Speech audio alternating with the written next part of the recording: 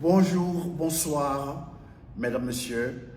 Bonjour selon votre position et selon l'heure qui fait chez vous. Je voudrais prendre la parole aujourd'hui à propos de la sanction prise par le gouvernement français contre ma sœur Nathalie Yamb.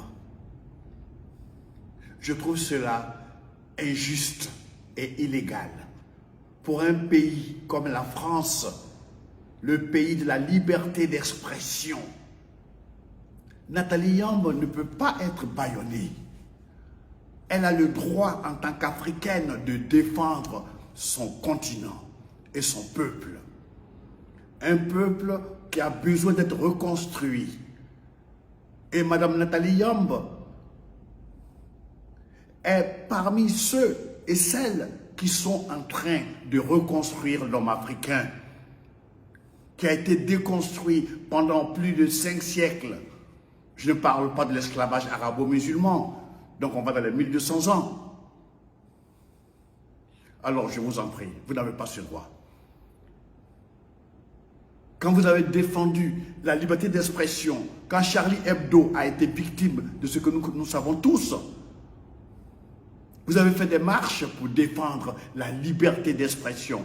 Alors pourquoi Nathalie Yamb n'a pas le droit de défendre son peuple, aider son peuple à reprendre confiance en lui, à se relever, avoir un peu de dignité, interpeller nos chefs d'État pour qu'ils lèvent la tête, même s'ils sont victimes de votre chantage. Écoutez, qu'est-ce qu'elle a dit à propos du Mali? Mais elle a raison de dire que le Mali a le droit de choisir ses amis. Ce n'est pas à la France de dicter aux pays africains francophones ceux qui doivent fréquenter ou pas. Vos histoires avec la Russie ne nous regardent pas. On n'est pas obligé de vous emboîter le pas. Ok? Le Mali est un pays africain. Et Nathalie Yamb, elle parle du Mali. Même quand elle critique M. Alassane Ouattara, c'est son droit en tant qu'Africaine de parler à son frère africain. Même quand elle critique M. Macky Sall, c'est son frère Macky Sall. Elle a le droit de critiquer. Mais vos journalistes, même souvent dans votre Assemblée nationale, vous humiliez nos présidents. Quand on parle des présidents africains, on parle de quoi? De dictateurs. Ce sont les dictateurs que vous avez placés à la tête de nos pays.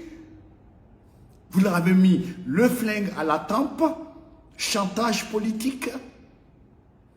Écoutez, Nathalie Yamb a le droit de dire ce qu'elle dit. Et vous n'avez pas le droit de l'interdire d'arriver en France.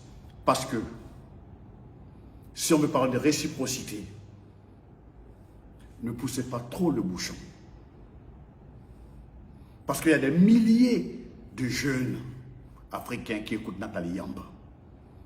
On a besoin de ces paroles. Ça nous soigne, ça soigne nos blessures. Il ne faut pas la bâillonner. Elle n'a pas dit d'attaquer les ambassades de France. Elle a dit aux Africains de prendre de la dignité, de prendre de l'épaisseur.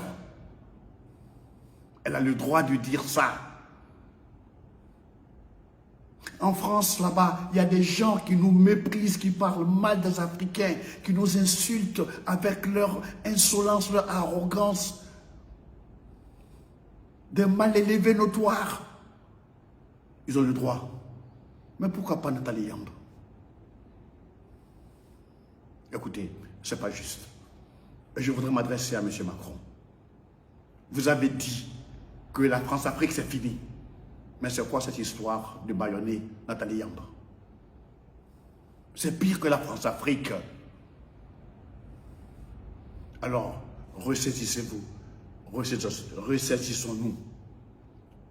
Ne poussons pas les gens à prendre des décisions comme l'ont fait les Algériens. La valise ou le cercueil.